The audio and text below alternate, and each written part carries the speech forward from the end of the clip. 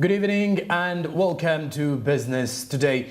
I am Jerome Paul Sonko with Winnie Buyinza Nakauchi on sign language, and here is your daily report. Now, we kickstart it off with the rebuild resilience of global economy as speaking at a two-day conference for the 6th High Economic Growth Forum to mitigate global shocks that resulted into COVID-19 pandemic. The Permanent Secretary to the Treasury, that is Ministry of Finance, Planning and Economic Development, Ramadhan Gobi, has assured the country that Uganda will attain middle-income status in 2025. Samuel Kirimunda with the details. Although the number of confirmed cases in Uganda remains very low compared to other countries, the containment adopted to curb the spread of the virus affected business operations. Uganda's economic performance is influenced by the developments in the global economic environment, and therefore, a slowdown in the economic environment will affect the economy. Ramadhan Gobi highlighted Uganda's real GDP growth, which is projected to rise from a 4.9% growth rate in 2022 to 7.6% in the year 2025. Where Uganda is foreseen to be a middle-income status country, as shown. In 2021, 5.1%, in 2022, 4.9%, in 2023, 6.5%, in 2024, 6.1%, in 2025, 7%. Working very, very hard now to ensure that our domestic revenue mobilization strategy is implemented and implemented effectively. We have set up a team of very smart younger Ugandans to help us and collect more revenue without hurting the economy. So they have to make good analysis on where we are collecting this revenue. We are also looking at these tax expenditures which the development partners and Mr. Dr. Newfarmer have been talking about. We are looking at them. We are trying to analyze and see when we offer a business, an investor, a tax exemption, and that investor is promising to do certain activities to employ a certain number of Ugandans, to create a certain multiplier in a certain sector. Are they doing that? We are putting in place that framework to ensure that we strengthen what we have been doing. Following the economic crisis, Uganda's government expenditure in the financial year 2029 to 2020 was low from 0.0% to 1.0%. Due to the financial crisis, there was an increase in the public debt and the cost of debt services. As a result, our debt to GDP ratio moved from 41% to 47%, and the debt service cost to domestic revenue increased to 27.7% in the financial year 2020 to 2021, constraining the fiscal space. Richard Newfarmer advised Uganda to put more emphasis on mitigating climate changes that are causing floods and drought, hence resulting in food inflation and high fuel prices in the country. It's going to be difficult because now the global economy is slowing, and with slower economic growth in the world, Uganda is going to have to increase its global market share and therefore increase its productivity faster than its competitors. This is possible because I know Uganda well, and I expect that Ugandan producers are going to move forward on this. Second thing is, in order to finance public investment, Uganda is going to have to mobilize more tax revenue. Tax revenues. The Minister of Finance, Planning and Economic Development, Honorable Minister Matia Kasaija, says that the government of Uganda has come up with different programs, for instance, Semyoga and parish development model, to spur economic recovery with the support of private sectors to turn the country into a money economy. Economic growth was affected by supply side costs. Samuel Kirimunda reporting for Smart 24 TV, Business Today. All right, many thanks, Samuel Kirumunda, for that report. Now, moving on, the Albertine ferry that links districts of Bulisa and Pakwach has been suspended for months over what they call rising water levels. Now, the suspension left the business community stranded because they cannot cross to either side to transact business as usual. Ronan Ahabwe reports. The president of Uganda, Yoweri Kaguta Museveni, left for Juba in southern Sudan for a one-day official visit.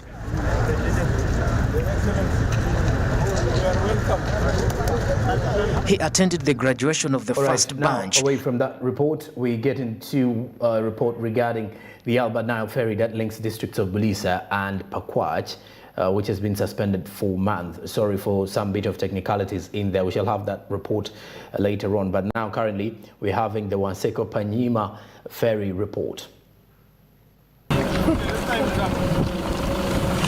In July, Uganda National Roads Authority suspended the operations of the Wanseko Panyamo ferry after the water levels at its docking pier at the Wanseko landing site drastically fell and could not allow its effective landing. The ferry bridges towns like Hoima, Chigorobia, Masindi, Biso, Bulisa, Chikube and Wanseko in the Bunyoro and the Albertine region. Panyamor, Dei, Pakwach, Nebi and Paida. It also linked Alua in the West Nile and the Democratic Republic of Congo. The former vibrant business town is now currently deserted. However, the suspension of the ferry services has improved boat transportation. Boat transporters in Bulisa and Pakwach have now got the opportunity to transport people that initially used the ferry. The transporters have hiked their transport fares, charging passengers exorbitantly. Currently, passengers have to incur 10,000 shillings to 20,000 shillings in transport costs to move from the Wanseko landing site to their destination. Initially, when the ferry was operational, one would only incur 5,000 shillings. Fred Lukumu, the Bulisa LC5 chairperson, says as a local government, they have lost over 1 billion shillings in the local revenue. This follows the suspension of the ferry services from June 2020. Nora Bijirwa, the Bulisa woman member of parliament, has called on the residents and passengers to be calm as Uganda National Roads Authority fixes the problem. Our ferry has been one of the transport means to cross over the other side of Panyamur, was affected. There was no way the ferry could dock at the shores because of the water bodies. Yes, at farm level, the water subsided. Government tried to make sure that at least the ferry system is instated, but still now we cannot be able to do that. I want to tell the people of Bulisa and the neighboring districts that this is a temporary situation. Water transport looks like any other means of transport that will just devise ways and means of crossing over. Government, through UNRWA, is making sure that they bring materials to be able to make the ferry to be able to cross over the other side. Because what's happening is that they are trying to ferry stones from Bulisa, that's Kihongi and the rest of the sub-counties of Bulisa, to fill the route that was originally a way for the ferry for proper docking. So let's allow government time, UNRWA and Ministry of Works, to ensure that a lot of work is done, and appropriate work indeed, that we can be able to reinstate the operation of the ferry. I know how hard it is for our businessmen and women, especially the fishers, to be able to transport goods to the other side, and even normal transport. I mean, I'm coming from Wanseko, I want to cross over the other side. The easiest way is to cross over the ferry because it takes a short time. But we have to be patient because government is not just seated, it is doing its best to reinstate the ferry transport. And I believe that in the shortest time possible, we shall be able to move again on the waters. The RDC added saying the dock is under maintenance, which is unavoidable. Ferry is affecting business, especially between the two districts of Bulisa and Panyamur, that is the Pakwach district. You know, there is a mechanism that for every locomotive thing, like if this is vehicle, if you drive it for 5,000 kilometers, it is supposed to be serviced. So it's not that it is intended to fail the operations of the ferry, but a ferry is a heavy locomotive that requires servicing, and when they are servicing it, it takes a long time. So I know people of Bulisa and Pakwach and even beyond, they are affected so much because of because it's not operating. Uganda National Roads Authority officials have pitched camp at the Wanseko landing site, constructing a new docking pier for the ferry. An official from Uganda National Roads Authority spoke to Smart 24 TV on condition of anonymity and said repairing a new docking pier will last more than 3 weeks and beyond. Rona Nahabwe, Business Today, Smart 24 TV. All right, now away from that, we then look at the African agriculture and security status.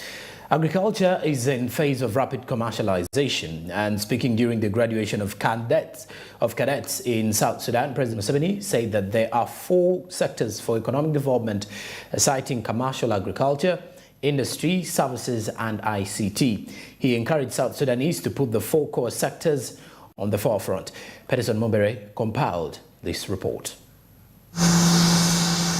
The president of Uganda, Yoweri Museveni, left for Juba in southern Sudan for a one-day official visit.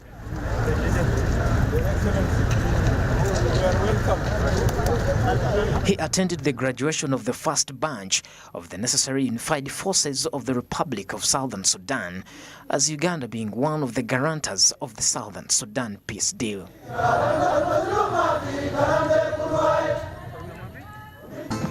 In his remarks at the graduation, he emphasized the need for commercial agriculture, ICT, industry and services for the growth of the economy. What are the interests of the people? You don't care what tribe you are, what religion you are, but you define the interests of the people, which are the same. Where does money come from? From commercial agriculture. If you grow crops for food and for money, that is welcome. Industries, services, ICT, that's where wealth and jobs, wealth and jobs are there. According to data from African Region Sustainable Report, across Africa, south of the Sahara, agriculture is the predominant sector in the economies of most countries, accounting for between 30 to 40% of the gross domestic product. The sector is a leading source of jobs for over a third of the Africa's population.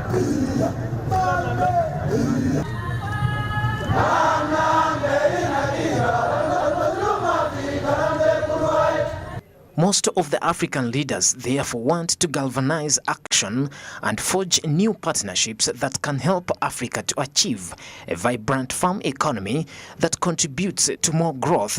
But to achieve this, climate change mitigation should also be put on the forefront in Africa. On 29th this week, Africa Climate Week 2022 was hosted in Gabon. The event was organized by the UN Climate Change in collaboration with the global partners to explore resilience against climate risks. Son Excellence Monsieur Ali Bongo Ondimba, Président de la République, Chef de l'État. Excellencies, please welcome His Excellency Ali Bongo Ondimba, President of the Republic, Head of State. Work we will undertake here at Climate Week.